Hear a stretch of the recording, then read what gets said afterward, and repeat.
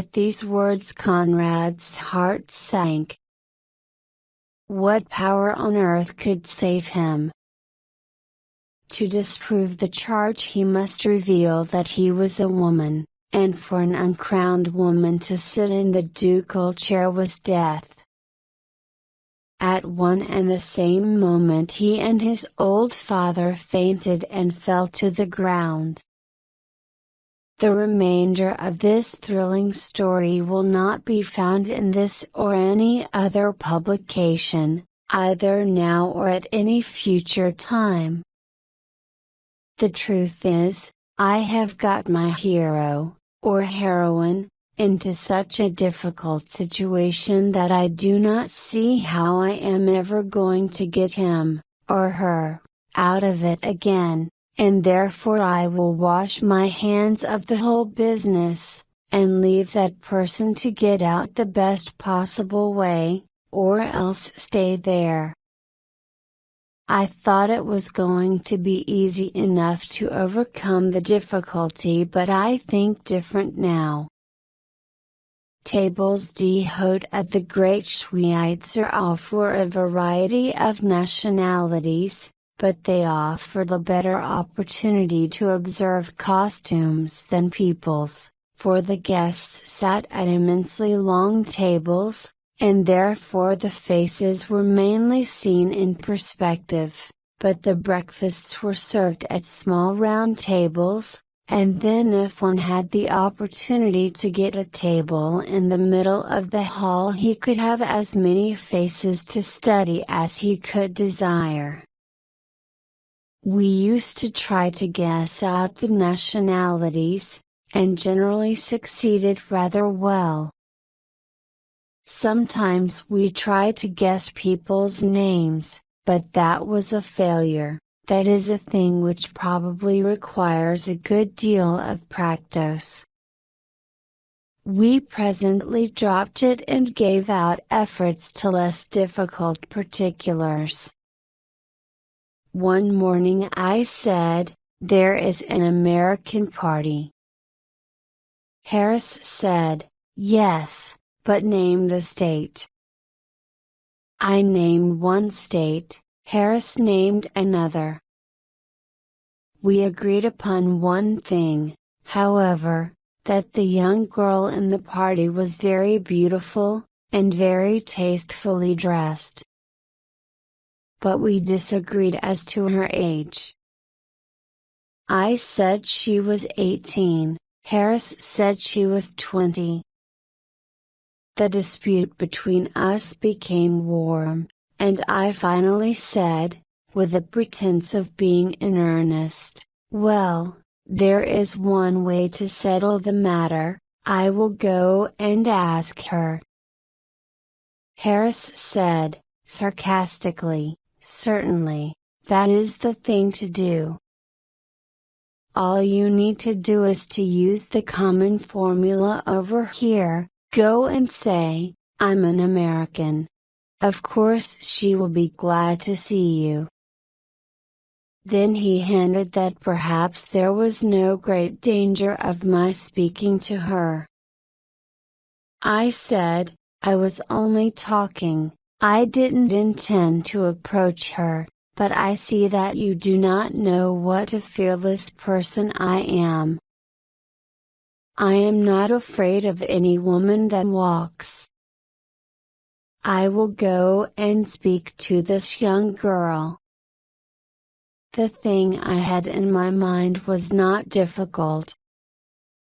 I meant to address her in the most respectful way and ask her to pardon me if her strong resemblance to a former acquaintance of mine was deceiving me, and when she should reply that the name I mentioned was not the name she bore, I meant to beg pardon again, most respectfully, and go away. There would be no harm done. I walked to her table, bowed to the gentleman, then turned to her and was about to begin my little speech when she exclaimed, "I knew I wasn't mistaken, I told John it was you." John said probably wasn't, but I knew I was right. I said you would recognize me immediately and come up, and I'm glad you did, for I shouldn't have felt much flattered if you had gone out of this room without recognizing me. Sit down, how strange it is, you are the last person I was ever expecting to see again. This was very surprising. It took my wits clear away, for an instant. However, we shook hands cordially all around, and I sat down. But truly this was the tightest place I ever was in. I seemed to vaguely remember the girl's face, now, but I had no idea where I had seen it before, or what the girl's name was. I immediately tried to talk about Swiss scenery, to keep her from dangerous topics that might show that I did not know her, but it was of no use. She went right along upon matters which interested her more. Oh dear, what a night that was, when the sea washed the Ford boats away, do you remember it? Oh, don't I? Said I, but I didn't. And don't you remember how frightened poor Mary was, and how she cried? Indeed I do. Said I. Dear me, how it all comes back. I wished it would come back, but my memory was a blank. The wise way would have been to confess frankly, but I could not bring myself to do that, after the young girl had praised me so for recognizing her, so I went on, deeper and deeper into the mire, hoping for a chance clue but never getting one. The unrecognizable continued, do you know, George married Mary, after all? Why, no. Did he? Indeed he did. He said he did not believe she was half as much to blame as her father was, and I thought he was right. Didn't you? Of course he was. It was a perfectly clear case. I always said so. Why, no you didn't. At least that summer. Oh, no, not that summer. No, you are perfectly right about that. It was the following winter that I said it. Well, as it turned out, Mary was not in the least to blame, it was all her father's fault, at least his and old Darley's. It was necessary to say something, so I said, I always considered Darley to be a troublesome old thing. So he was, but they always had a great affection for him, although he had so many eccentricities. You remember that when the weather was the least cold, he would try to come into the house. I was rather afraid to go on. It was clear that Darley was not a man, he must be some kind of animal, possibly a dog, maybe an elephant. However, tails are common to all animals, so I dared to say, and what a tail he had. 1. He had 1,000. This was confusing. I did not quite know what to say, and only thought, is it possible she is going to stop there, and wait for me to speak? If she does, the conversation is blocked.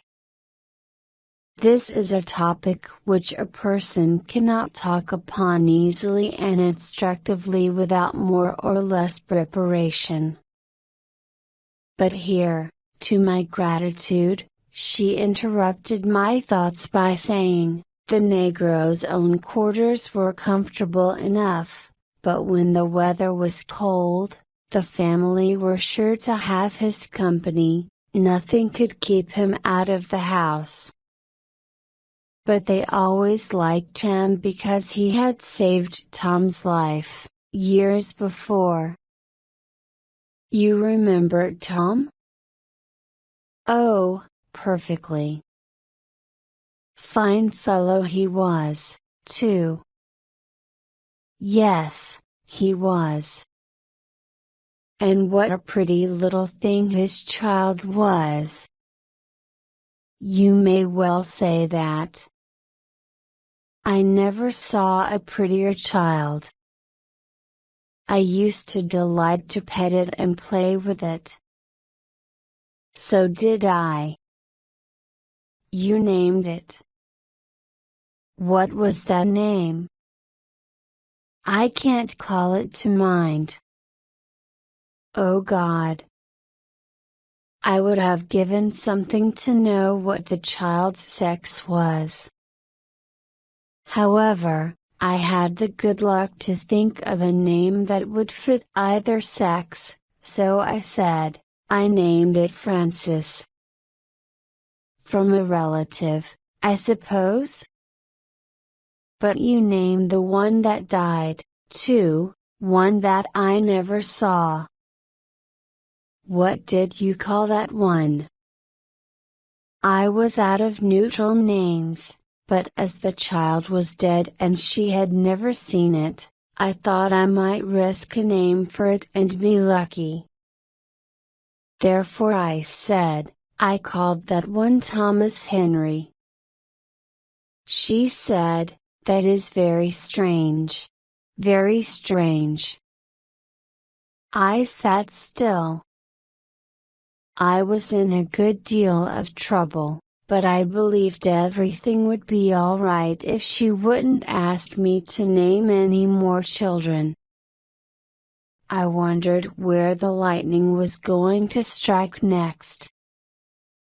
She was still thinking over the last child's name and said, I have always been sorry you were away at the time, I would have had you name my child.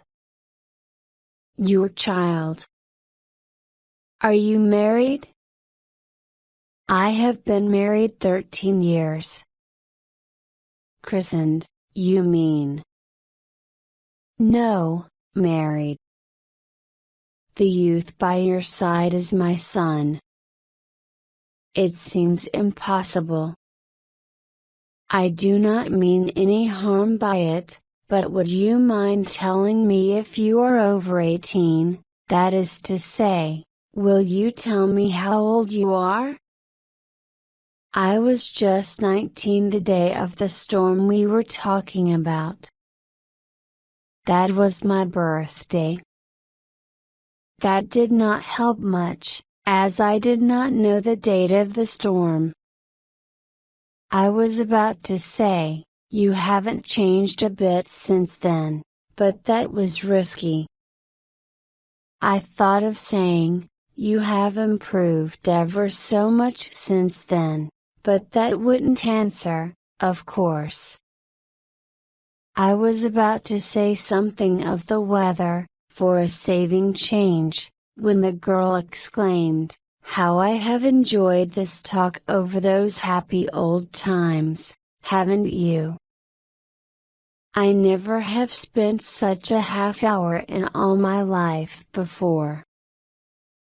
Said I, with emotion, and I could have added, that was very near to truth. I was about to make my goodbyes and get out, when the girl said, but there is one thing that is ever so puzzling to me. Why, what is that? That dead child's name. What did you say it was? But I had forgotten the child's name. I hadn't imagined it would be needed again. However, I had to pretend to know, anyway, so I said, Joseph William. The boy at my side corrected me, and said, no, Thomas Henry. I thanked him, in words, and said, with alarm, oh yes, I was thinking of another child that I named. I have named a great many, and I get them confused. This one was named Henry Thompson. Thomas Henry, calmly said the boy. I thanked him again, strictly in words, and stammered out, Thomas Henry. Yes, Thomas Henry was the poor child's name. I named him for Thomas Carlyle, the great author, you know, and Henry, Henry VIII. The parents were very grateful to have a child named Thomas Henry. That makes it more strange than ever, murmured my beautiful friend. Does it? Why? Because when the parents speak of that child now, they always call it Susan Amelia. That's done it. I could not say anything. To go further would be to lie, and that I would not do, so I simply sat still and suffered. In a minute the enemy laughed a happy laugh and said, I have enjoyed this talk over old times, but you have not. I saw very soon that you were only pretending to know me, so I made up my mind to punish you. And I have succeeded pretty well.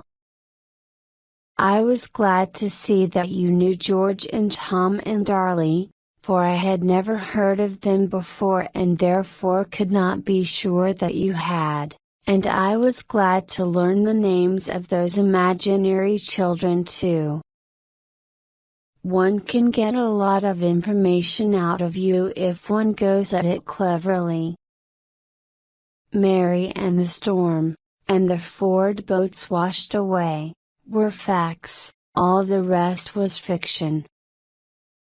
Mary was my sister, her full name was Mary. Now do you remember me? Yes, I said, I do remember you now, and you are as hard-hearted as you were 13 years ago in that ship, else you wouldn't have punished me so. You haven't changed your nature nor your person, in any way at all. You look just as young as you did then, you are just as beautiful as you were then. Well, I am defeated and confess it. When I went back to Harris, I said, now you see what a clever and talented person can do. Excuse me, I see what a person of colossal ignorance and simplicity can do. The idea of your going to a party of strangers, that way, and talking for half an hour, why, I never heard of a man in his right mind doing such a thing before. What did you say to them? I never said any harm. I only asked the girl what her name was. I don't doubt it. Upon my word I don't. I think you were capable of it. It was stupid of me to let you go over there and make such an exhibition of yourself. But you know I couldn't really believe you would do such an inexcusable thing. What will those people think of us? But how did you say it? I mean the manner of it. I hope you were not impolite. No, I was careful about that.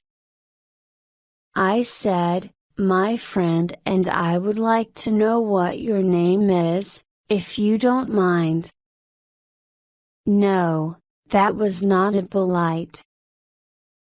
And I am glad you put me in. What did she do? She didn't do anything in particular. She told me her name. Simply told you her name. Do you mean to say she did not show any surprise? Well, now I come to think, she did show something, maybe it was surprise, I hadn't thought of that. Oh, undoubtedly you hadn't. Then what did you do? I offered my hand and the party gave me a shake. I saw it. I did not believe my own eyes, at the time. Did the gentleman say anything about cutting your throat? No, they all seemed glad to see me, as far as I could judge. And do you know, I believe they were. I think they said to themselves, doubtless this curiosity has got away from his keeper, let us amuse ourselves with him. Then you sat down. Did they ask you to sit down? No, they did not ask me, but I suppose they did not think of it. You have an unmistakable instinct. What else did you do? What did you talk about? Well, I asked the girl how old she was. Undoubtedly. Your delicacy is beyond praise. Go on, she told you her age? Yes, she told me her age, and all about her mother, and her grandmother, and her other relatives, and all about herself. This is excellent. Go on, it is not possible that you forgot to inquire into her politics. No, I thought of that. She is a Democrat, her husband is a Republican, and both of them are Baptists. Her husband?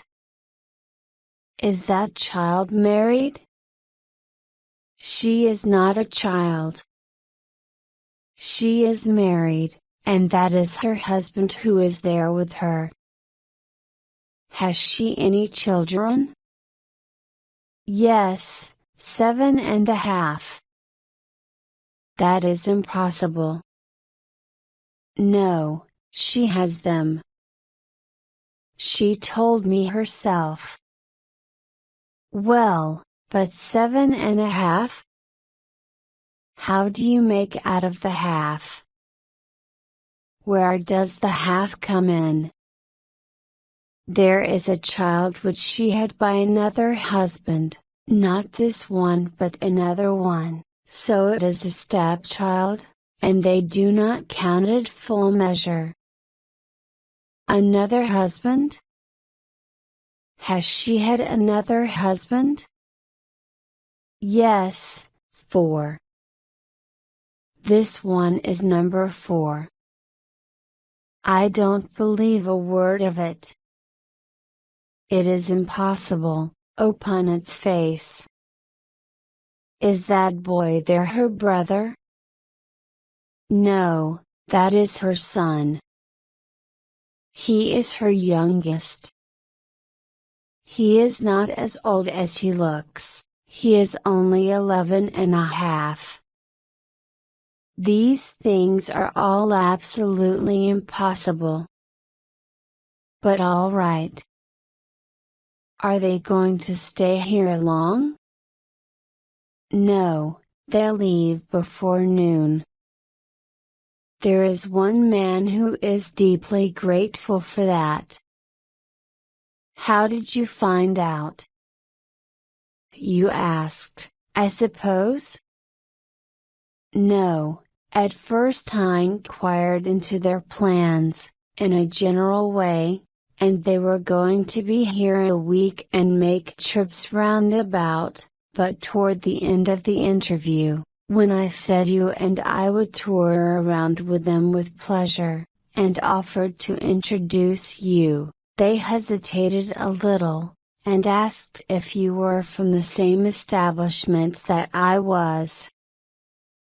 I said you were, and then they said they had changed their mind and considered it necessary to start at once and visit a sick relative in Siberia. Ah, me, they wanted to know if I was from the same establishment that you came from, did they? What did they mean by establishment? I don't know, it never occurred to me to ask. Well, I know. They mean an asylum, an idiot asylum, do you understand? So they think there's a pair of us, after all. Now what do you think of yourself? Well, I don't know. I didn't know I was doing any harm, I didn't mean to do any harm. They were very nice people, and they seemed to like me. Harris made some rude remark and left for his bedroom, to break some furniture, he said. He was an easily irritated man, any little thing would disturb his temper. The young woman had made fun of me, but no matter, to revenge myself I made fun of Harris. This establishment's name is Hochberghaus. It is in Bohemia, a short day's journey from Vienna, and being in the Austrian Empire is, of course, a health resort. The empire is made up of health resorts, it distributes health to the whole world. Its waters are all medicinal. They are bottled and sent throughout the earth, the natives themselves drink beer. This is of course self-sacrifice, but foreigners who have drunk Vienna beer have another idea about it. Especially the Pilsner which one gets in a small cellar up a dark street, the name has escaped me, but the place is easily found. You inquire for the Greek church, and when you get to it, go right along by, the next house is that little beer mill. It is far from all traffic and all noise, it is always Sunday there. There are 2 small rooms, with low ceilings supported by massive arches, the arches and ceilings are whitewashed. Otherwise the rooms would pass for prison cells. The furniture is simple and cheap, there is no ornamentation anywhere.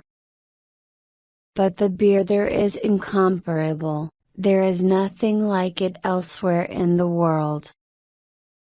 In the first room you will find 12 or 15 ladies and gentlemen of civilian quality. In the other one a dozen generals and ambassadors. One may live in Vienna many months and not hear of this place, but having once heard of it he will always visit it. However, this is all incidental, it has nothing to do with my subject. My subject is health resorts.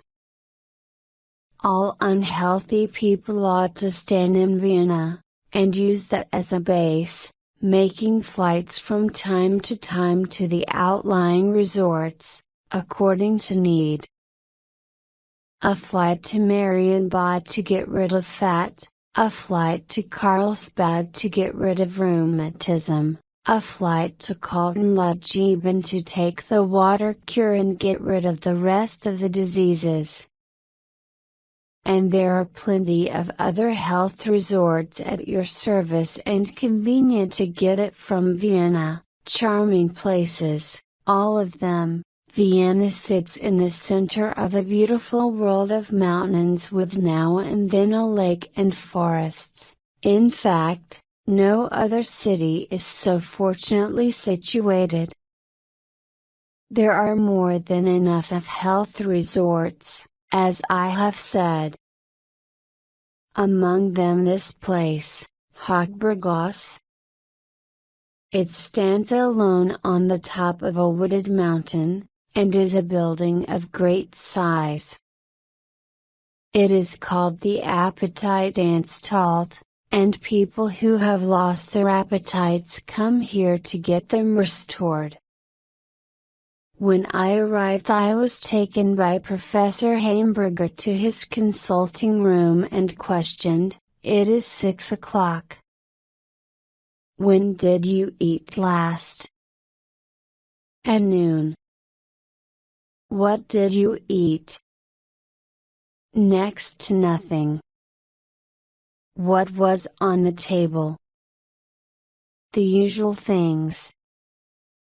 Chops, chickens, vegetables, and so on?" "Yes, but don't mention them, I can't bear it." "Are you tired of them?" "Oh, completely. I wish I might never hear of them again." "The mere sight of food offends you, does it?" "More, it revolts me." The doctor thought for a short time, then got out a long menu and ran his eye slowly down it. "I think," said he, "that what you need to eat is, but here, choose for yourself." I glanced at the list, and shuddered. Of all the barbarous dishes that were ever mentioned in the menu these were the worst. At the top stood tough, underdone tripe, garnished with garlic, halfway down the bill stood young cat, old cat, scrambled cat, at the bottom stood sailor boots, softened with tallow, served raw. The wide intervals of the bill were packed with dishes which could insult a cannibal. I said, "Doctor, it is not honest to joke over so serious a case as mine. I came here to get an appetite, not to throw away what's left." He said, seriously, "I am not joking, why should I joke? But I can't eat these horrors." "Why not?" He said it with a naivete that was admirable, whether it was real or assumed. "Why not?" "Because, why, doctor, for months I have seldom been able to eat anything more substantial than an omelette. These unspeakable dishes of yours, oh, you will come to like them. They are very good. And you must eat them. It is the rule of the place, and is strict. I cannot permit any departure from it." I said, smiling, "Well, then, doctor, you will have to permit the departure of the patient." "I am going." He looked hurt, and said in a way which changed the aspect of things, I am sure you would not do me that injustice. This appetite cures my whole living. If you should go forth from it with the sort of appetite which you now have, it could become known, and you can see, yourself, that people would say my cure failed in your case and hence can fail in other cases. You will not go, you will not do me this hurt. I apologized and said I would stay. That is right. I was sure you would not go, it would take the food from my family's mouths. Would they mind that? Do they eat these barbarous things? They? My family? His eyes were full of gentle wonder. Of course not. Oh, they don't. Do you? Certainly not. I see. It's another case of a physician who doesn't take his own medicine. I don't need it. It is 6 hours since you lunched. Will you have supper now, or later? I am not hungry, but now is as good a time as any, and I would like to be done with it and have it off my mind. It is about my usual time, and regularity is commanded by all the authorities. Yes, I will try to eat a little now. The professor handed me that hateful menu. Choose, or will you have it later? Oh, dear me, show me to my room, I forgot your hard rule. Wait just a moment before you finally decide. There is another rule. If you choose now, the order will be filled at once, but if you wait, you will have to await my pleasure. You cannot get a dish from that bill until I give my permission. All right. Show me to my room, and send the cook to bed, there is not going to be any hurry.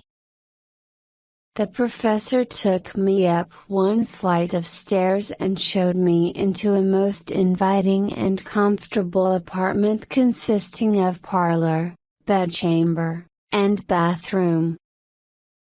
The front windows looked out over green valleys and hills clothed with forests, a noble solitude of the world. In the parlor were many shelves filled with books. The professor said he would now leave me to myself, and added, smoke and read as much as you please, drink all the water you like. When you get hungry, ring and give your order, and I will decide whether it shall be filled or not. Yours is a stubborn, bad case, and I think the first 14 dishes in the bill are each and all too delicate for its needs. I ask you as a favor to restrain yourself and not call for them. Restrain myself, is it? Give yourself no uneasiness. You are going to save money by me. The idea of restoring a sick man's appetite with this food is clear madness. I said it with bitterness, for I felt outraged by this calm, cold talk over these heartless new engines of assassination. The doctor looked sad, but not offended. He laid the bill of fare on the commode at my bed's head, so that it would be handy, and said, Yours is not the worst case I have met with by any means, still it is a bad one and requires serious treatment, therefore I shall be delightful if you will restrain yourself and begin with number 15. Then he left me and I began to undress, for I was dog-tired and very sleepy. I slept 15 hours and woke up finally refreshed at 10 the next morning. Vienna coffee. It was the first thing I thought of, coffee, compared with which all other European coffee and all American hotel coffee is mere fluid poverty. I rang, and ordered it, also Vienna bread, that delicious invention. The servant spoke through the door and said, but you know what he said. He referred me to the bill of fare. I allowed him to go, I had no further use for him. After the bath I dressed and started for a walk, and got as far as the door. It was locked on the outside. I rang and the servant came and explained that it was another rule. The patient was allowed to get out only after the first meal. I had not been very anxious to get out before, but it was different now. Being locked in makes a person wishful to get out. I soon began to find it difficult to put in the time. At 2 o'clock I had been 26 hours without food. I had been growing hungry for some time. I recognized that I was not only hungry now, but hungry with a strong adjective in front of it. Yet I was not hungry enough to face the bill of fare. I must put in the time somehow. I shall read and smoke. I did it, hour by hour. The books were all of one kind, shipwrecks, people lost in deserts, people shut up in caved-in mines, people starving in besieged cities. I read about all the disgusting dishes that ever famishing men had stayed their hunger with. During the first hours these things nauseated me, hours followed in which they did not so affect me, still other hours followed in which I found myself smacking my lips over some infernal messes. When I had been without food 45 hours I ran eagerly to the bell and ordered the second dish in the bill, which was a sort of dumplings containing a compost made of caviar and tar. It was refused me. During the next 15 hours I rang the bell every now and then and ordered a dish that was further down the list. Always a refusal. But I was conquering prejudice after prejudice right along, I was making sure progress, I was moving slowly up to number 15 with deadly certainty, and my heart beat faster and faster, my hopes rose higher and higher. At last when food had not passed my lips for 60 hours, victory was mine, and I ordered number 15, soft-boiled spring chicken, in the egg, 6 dozen, hot and fragrant. In 15 minutes it was there, and the doctor along with it, rubbing his hands with joy. He said with great excitement, "It's a cure, it's a cure." I knew I could do it. Dear sir, my grand system never fails, never. You've got your appetite back, you know you have, say it and make me happy. Bring on your carrion, I can eat anything in the bill. Oh, this is noble, this is splendid, but I knew I could do it, the system never fails. How are the birds? Never was anything so delicious in the world, and yet as a rule I don't care for game. But don't interrupt me, don't, I can't spare my mouth, I really can't. Then the doctor said, the cure is perfect. There is no more doubt nor danger. Let the poultry alone, I can trust you with the beefsteak now. The beefsteak came, as much as a basket full of it, with potatoes, and Vienna bread and coffee, and I ate a meal then that was worth all the costly preparation I had made for it. And dropped tears of gratitude on the beefsteak all the time. Gratitude of the doctor for putting a little plain common sense into me when I had been empty of it so many, many years.